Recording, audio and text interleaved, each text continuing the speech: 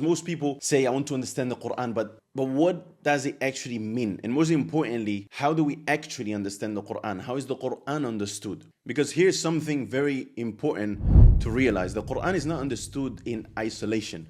The Quran is understood through the explanation, through the tafsir that the scholars for centuries have produced and have written, and that the Prophet ﷺ has made dua for his companions to teach them at-ta'wil, to teach them the interpretation of the Quran. So the Quran needs to be understood through the tafsir. That's what tafsir ibn Kathir is. That's what tafsir al-Tabari, that's what tafsir Mujahid, al-Baghawi, all of these tafasir, that's what it is the explanation of the very advanced, eloquent text, which is the kalam of Allah, which is the speech of Allah Azza wa Jal, which is the actual Quran.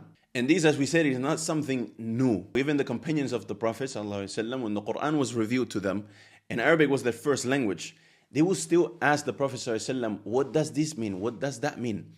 Even though they understood the words, they still needed clarification of the meaning.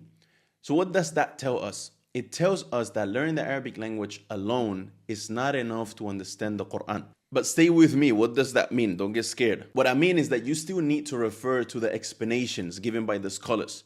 So the question becomes, if I want to understand the Quran properly, through tafsir, what level of Arabic do I actually need? Because once that is clear, everything else becomes simple.